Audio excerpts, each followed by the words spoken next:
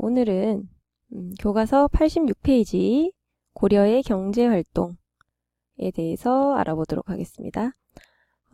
이 부분은 확인 퀴즈는 치지 않겠지만 우리 중간고사 시험 범위에 포함이 되는 부분이기 때문에 여러분들이 역시 열심히 영상을 들어주셔야 됩니다.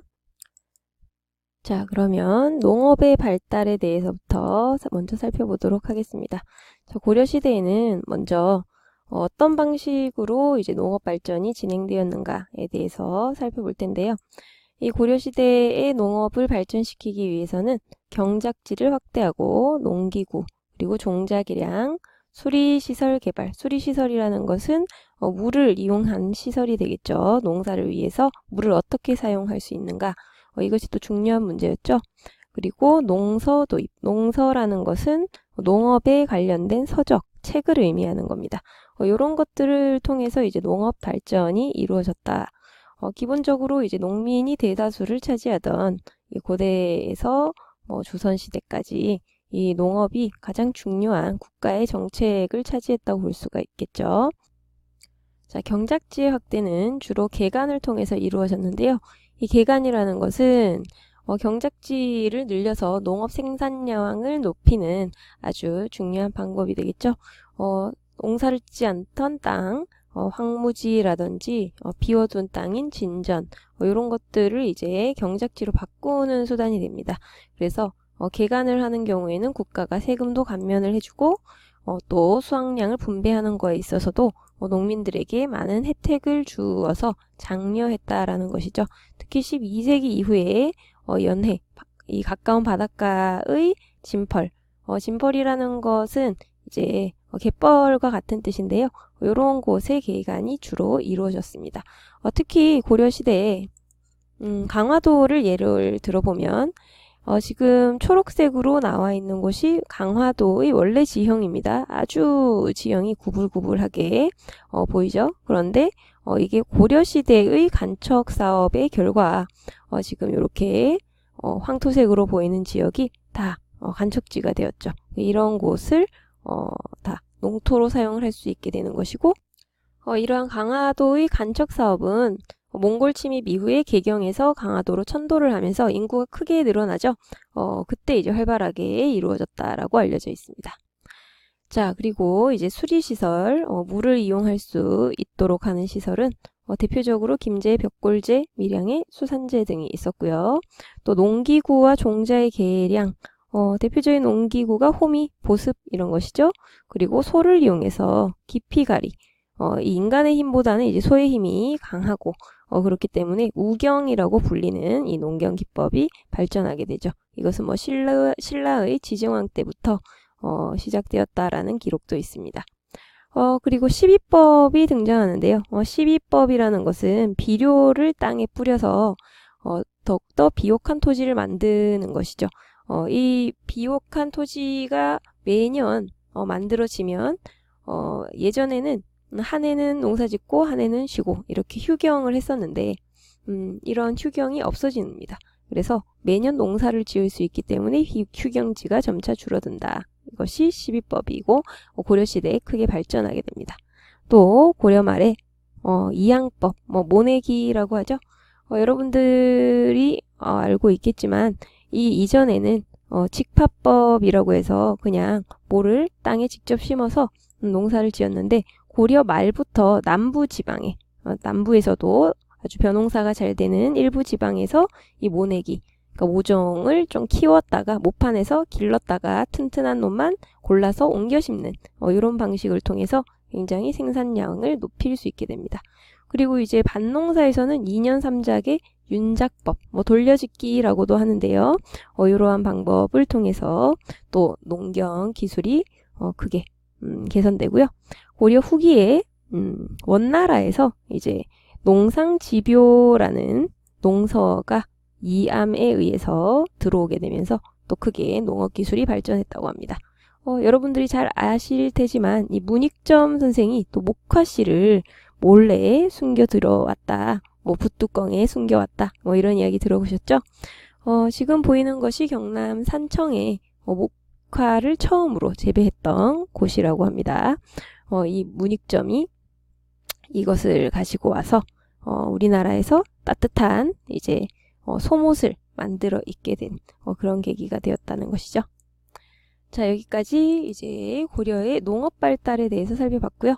상업 발달에 대해서 좀 설명을 해보도록 하겠습니다. 자, 상업은 대체로 도시를 중심으로 발달합니다. 고려시대의 가장 큰 도시는 당연히 개경이겠죠. 개경에는 구경점포, 나라에서 운영하는 가게들이 모여있는 시전이라는 것이 설치되어 있었고 주로 관청이나 귀족들이 이용을 했다고 합니다. 이곳에는 어떤 불법적인 상업행위가 이루어지지 않는지 감독하는 기관이 있었는데 그것이 바로 경시서입니다. 경시서. 그리고 개경, 동경, 서경 같은 큰 도시에는 관영상점이라는 것이 있었고 여기에서는 관청에서 만든 수공업품을 판매를 했다고 하고요. 비정기적인 시장도 있었다고 합니다. 자, 지방에서는 어땠을까요? 지방은 아주 큰 규모는 아니지만 시장에서 일상적으로 사용하는 물품과 쌀, 배 등이 이제 서로 교환되는 물물 교환 형식으로 이루어지는 시장이 있었고 행상이라고 불리는 사람들은 지역을 돌아다니면서 물품을 판매했다고 합니다.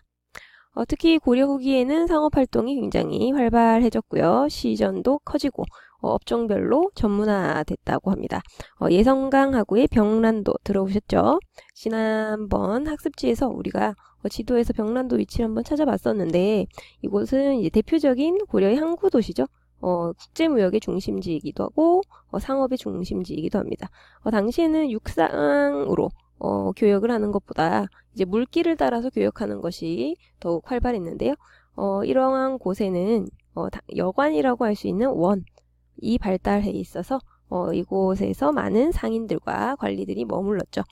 예를 들어서 이제 조치원 뭐 이런 지명이 남아있죠. 우리나라에 요런 곳도 바로 고려시대의 원으로 굉장히 활발한 상업이 이루어졌던 곳입니다. 자, 그리고 고려시대에 화폐가 발행되었다라고 합니다. 최초의 고려시대 화폐는 성종 때 철로 만든 건원중보입니다. 우리나라에 지금 현재 남아있는 화폐 중에서 가장 오래된 것입니다. 그 전에도 화폐를 만들었지만 남아있지는 않고요. 이것이 건원중보, 우리나라의 최초의 현존하는 주화라고 할 수가 있겠죠. 그 뒤에도 숙종 때 이제 동전이 만들어지죠. 사만통보, 해동통보, 해동중보. 지금 우리 교과서 아래쪽에 보면은 사만통보와 해동통보의 모습이 잘 나와 있습니다. 자, 삼한통보 이렇게 읽을 수 있죠. 그리고 해동통보 이것이 이제 숙종 때 만들어진 동전이고요. 이 옆에 있는 건 뭘까요? 자, 은병 또는 활구라고 불리는 것인데 이것이 이제 은한근으로 만들어진 병 모양의 이제 아주 고가의 화폐 역할을 했던 것이죠.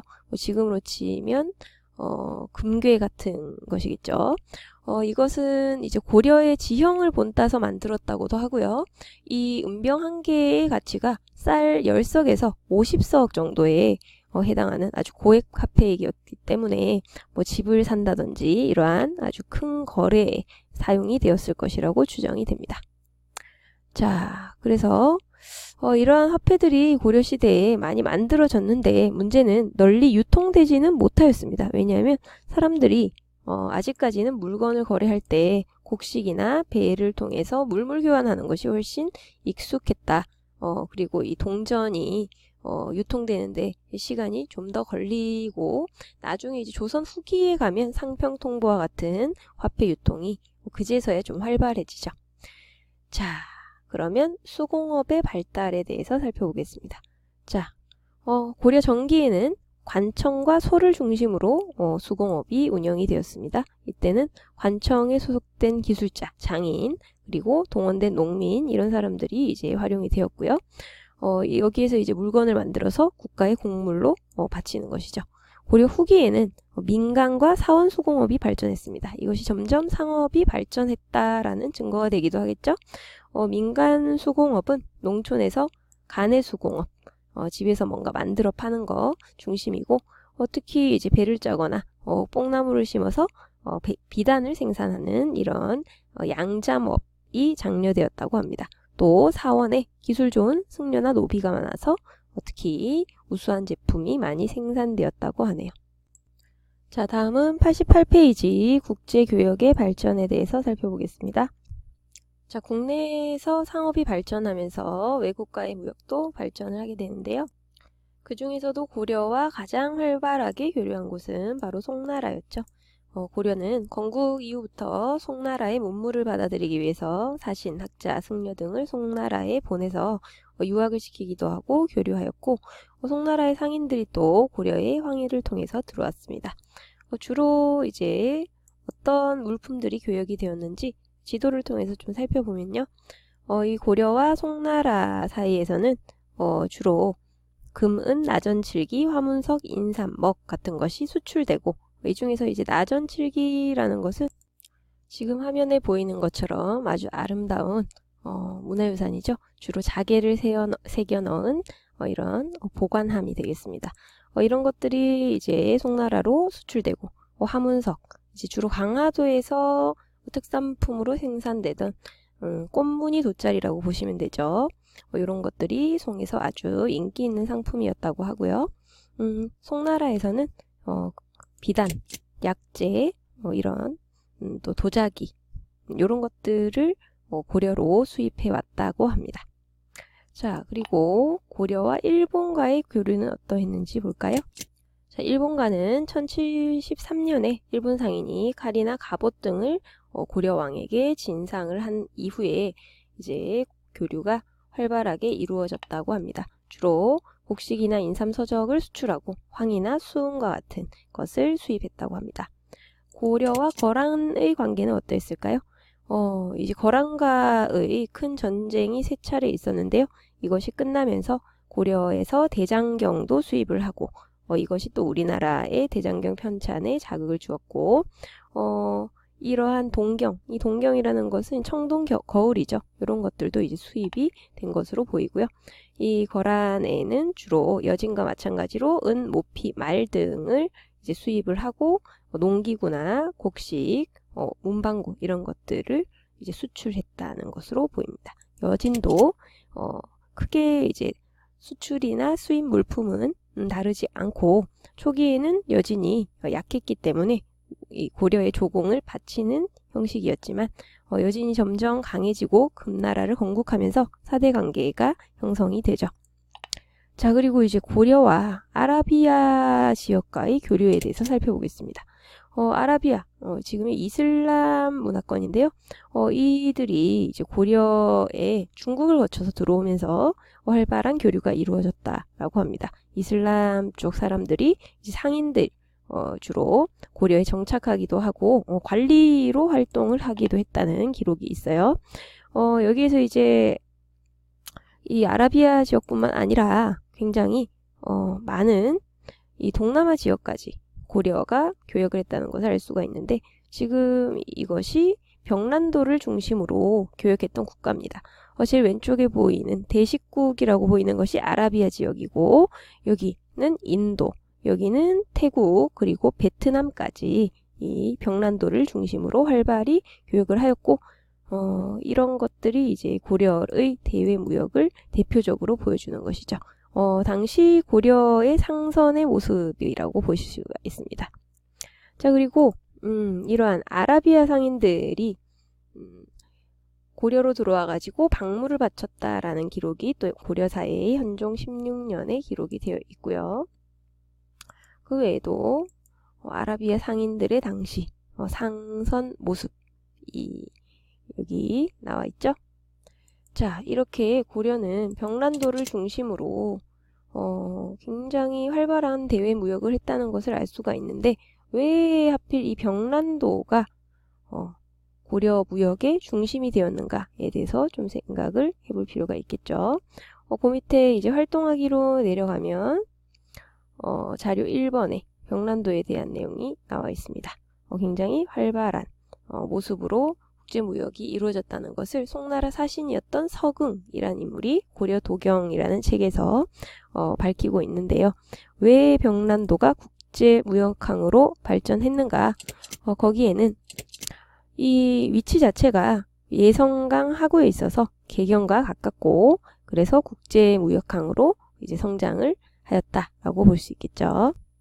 다음으로 우리나라의 영어 이름이 왜 코리아가 되었는가에 대한 이야기인데요. 이 고려로 들어왔던 이슬람 상인들이 외국에까지 유럽까지 코리아라는 이름으로 고려의 나라 이름을 알렸기 때문이다 라고 알려져 있습니다. 자, 다음으로 교과서 89페이지 고려의 신분제도와 고려인의 생활에 대해서 살펴보도록 하겠습니다. 자, 고려 사람들은 어떻게 살았을까요? 이 고려시대의 가장 높은 계층이라고 할 수 있는 귀족, 그 다음 중류층, 그 다음 양민, 천민 이렇게 신분이 나누어져 있었죠. 이러한 신분은 세습되는 것이 당연히 원칙이었습니다. 하지만 아주 특별한 경우에는 상하 이동이나 계층 이동이 어느 정도 이루어지기도 했습니다. 자, 먼저 귀족은 어떤 사람들이 되었느냐? 왕족이나 5품 이상 고위관리가 이제 귀족이라고 불리고요. 지금 화면 위에 보이듯이 굉장히 사치스럽게 뭐 공작새 수입을 한 거죠. 이런 것도 키우고 뭐 아름다운 모란 이런 것도 키우고 각종 이제 진귀한 것들을 즐기면서 아주 사치스러운 모습으로 생활했다라고 볼 수가 있고, 이 사람들이 이 지위를 유지할 수 있는 것은 이제 간직이 유지가 되어야 되겠죠. 그리고 이제 돈도 있어야 되겠죠. 이런 것은 공음전과 음서라는 특권이 있었기 때문에 가능했습니다. 저 공음전은 5품 이상의 관리는 이제 세습이 가능한 토지를 가지게 되는 것이고요. 음서라는 것은 현대판으로 치면은 낙하산 제도라 그랬죠. 자기 아버지가 5품 이상 관리면 자식이 과거를 치지 않아도 그냥 관직을 얻을 수 있는 이러한 특권 때문에 정치적으로 경제적으로 권력을 유지할 수 있었던 것이죠. 그런데 이제 광종 때 과거제가 실시가 되면서 이제는 어떤 유교적인 소양 이런 것들이 갖추어진 사람들이 점차 관직에 진출을 하게 되는 겁니다. 그리고 이제 문벌귀족이라고 하면 굉장히 대대로 여러 대에 걸쳐서 높은 관직을 유지했던 그런 가문을 얘기하는데, 이런 사람들은 또 왕실과 혼인을 하거나 대토지를 소유하면서 권력을 유지했습니다. 지방의 향리 같은 경우에는 과거를 통해서 중앙관리가 되거나 또는 전쟁에서 공을 세워서 귀족이 되는 경우가 있었고요. 무신정변 이후에 원래의 문벌 귀족보다 무신들이 아주 권력을 독차지하죠. 그리고 고려 후기 원나라가 쳐들어온 이후에 권문세족, 친원 세력이라고 볼 수 있겠죠. 이 사람들이 새로운 지배층으로 등장합니다. 그래서 이제 신진 사대부 세력, 조선을 건국하게 되는 그 세력이 등장하기 이전까지 가장 높은 권력을 가지게 된다고 볼 수 있겠죠.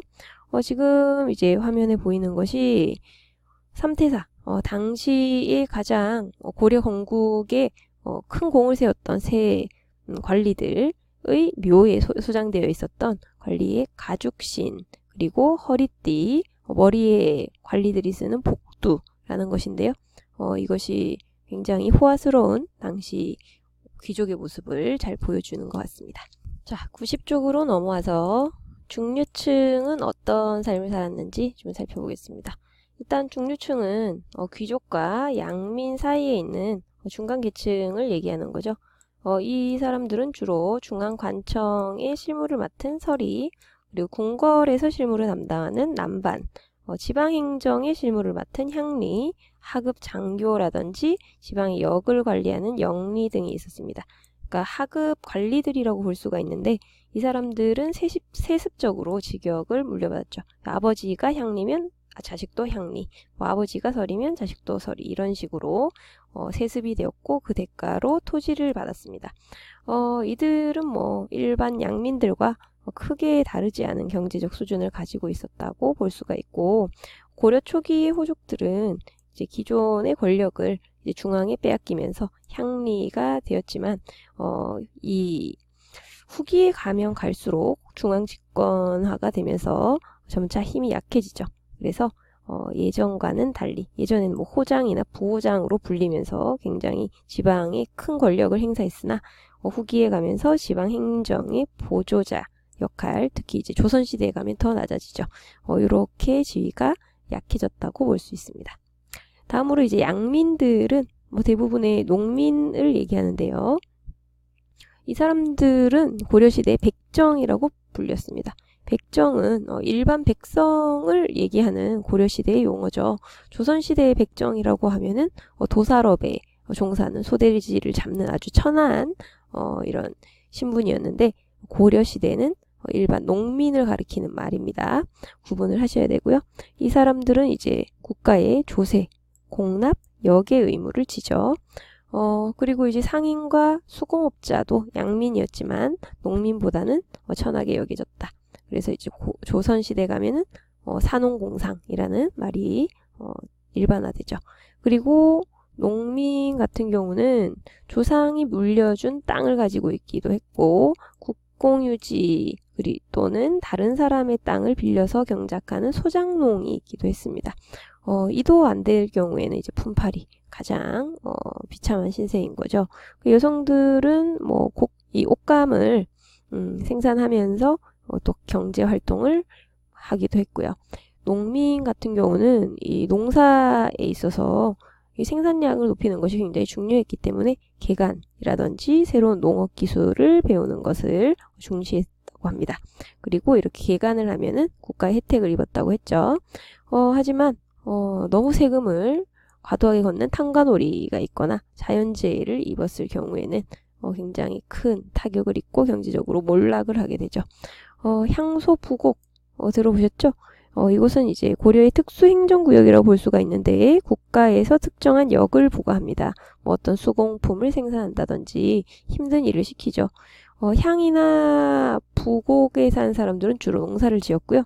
소에 사는 사람들이 국가에서 뭐 이제 금, 은, 동 이런 금속을 가지고 물건을 만든다든지 아니면 가죽을 다루는 일을 한다든지 이런 약간 힘든 기술적인 부분에 있어서 어려움이 있는 수공업이나 광업에 종사를 했고요. 이 사람들은 이제 거주지가 제한되어 있어서 마음대로 이사를 못 가요. 왜 이렇게 이 사람들은 차별을 받았는가? 실제로는 양민이지만 천민과 같은 어려운 삶을 살았잖아요. 이것은 아마도 반란을 일으켰던 지역의 어떤 국가적인 통제를 가했던 방법이 아닌가 이렇게 추측이 됩니다. 그랬다가 이제 부곡이나 이렇게 특수행정구역이었다가 전쟁 때 공을 세우면 일반 군현으로 승격되기도 하였다는 거죠. 이것이 몽골 침입 때 있었던 기록입니다. 자, 마지막으로 이제 뭐 고대에서부터 조선시대까지 계속 존재했던 천민, 그 중에서도 이 천민의 대다수를 차지했던 노비의 삶이 어떠했는가 이것을 좀 살펴보도록 하겠습니다. 자, 이 노비 계층은 최하층이죠. 이 노비를 구분하는 두 가지 방식이 있는데 그게 공노비와 사노비로 나뉩니다. 이 공노비 같은 경우는요, 오른쪽에 표에도 나오지만 이병노비와 외거노비로 나뉘어지는데요. 이병노비라는 것은 관청에서 지금으로 치면 이제 월급을 받고 일하는 그런 노비고요. 외거노비, 외부에 거주를 한다 이런 얘기죠. 농사에 종사하는 외거노비. 그러니까 여기에서 이제 열심히 농사를 지어서 일정 액수를 관청에 주는 거죠. 이 공노비 같은 경우는 60세에는 역을 면제해 주었다라고 얘기합니다. 자, 그리고 사노비. 개인적으로 소유한 노비입니다. 공노비가 이제 국가 소유라면 사노비는 개인 소유인 거죠. 자, 사노비는 솔거노비와 외거노비로 나뉘어졌습니다. 솔거노비는 주인집에 같이 사는 거예요. 귀족이나 이제 사원에 살면서 일을 하는 것이고 외거노비는 아까 공노비에도 외거노비가 있었죠. 외부에 거주를 하면서 주인에게 매년 신공이라는 것을 바칩니다. 이 신공이라는 것은 일종의 몸값입니다. 외부에 사는 대신 이 주인의 땅에서 뭐 농사를 짓거나 이렇게 하면서 자신의 재산을 모을 수도 있었고요. 그 대신 이제 신공을 바쳐야 하는 것이죠. 그래서 이렇게 열심히 일해서 신공을 바치고도 자기 재산이 남으면 자신의 토지를 소유하거나 어떤 재산을 축적할 수 있었던 것이 외거노비죠. 그래서 솔거노비보다는 외거노비가 훨씬 살아가는 조건이 좋았다. 그래서 노비임에도 불구하고 양민과 비슷한 독립된 경제 생활을 누렸다라고 합니다. 이 노비는 어쨌든 재산처럼 취급이 되었습니다. 사고 팔 수도 있고 매매, 그리고 그냥 줄 수도 있고요. 상속할 수도 있는 이런 재산이었기 때문에 국가에서 엄격하게 관리를 했고요. 노비 신부는 당연히 세습이 되었는데 부모 중 둘 중 하나라도 노비면 그 자식은 노비가 되었습니다. 이것을 일천즉천이라고 표현하기도 하죠. 한 명이 천민이면 그 자식도 천민이다. 이렇게 노비의 신분이 굉장히 사실 지금으로 치면 너무 비인간적인 취급을 받았죠. 이 노비 문서라는 것이 있어서 이것이 어떤 재산의 증서가 되었고요. 당시 고려 노비의 사고 파는 금액이 말 한 필에 노비 두세 명. 그러니까 이제 말 한 필보다 훨씬 2분의 1 또는 3분의 1 이 정도의 가치밖에 인정받지 못했던 이것을 이제 우리가 지금 보았을 때는 정말 문명이 발달하지 못했던 그런 시대의 모습이라고 할 수 있겠습니다. 노비는 그래서 주인에게 절대적으로 복종을 해야 했기 때문에 인간적인 대우를 받을 수가 없었다라고 볼 수 있습니다. 그런데 어떤 노비들은 신분 상승을 하기도 하는데요. 사실 무신 정권을 거치면서 이의민 같은 인물은 노비 출신으로 최고 권력자의 자리에 오르기도 했죠. 그래서 이 신분 상승에 대한 기대감이 커지고 어떤 노비는 이제 돈을 많이 모아가지고 농사를 열심히 지어서 관리에게 뇌물을 주고 천민의 신분에서 벗어나는 심지어 벼슬까지 얻은 경우가 있다고 합니다. 자, 그런데 그 노비의 신분이 밝혀질까봐 두려워한 나머지 이 주인집 부부와 아들을 죽였다라는 아주 끔찍한 범죄의 기록이 고려사에 남아있기도 합니다. 자, 여기까지 선생님의 디딤 영상을 들은 여러분들은 정말 칭찬해주고 싶네요. 이 열심히 마지막 페이지까지 여러분들이 열심히 들은 보람이 분명히 중간고사에 빛을 발할 것이라고 생각을 하고요. 여기까지의 내용으로 이제 역할극과 또는 노가바 활동으로 발표를 하게 될 텐데요. 좋은 모습을 기대하겠습니다. 수고가 아주 많으셨습니다.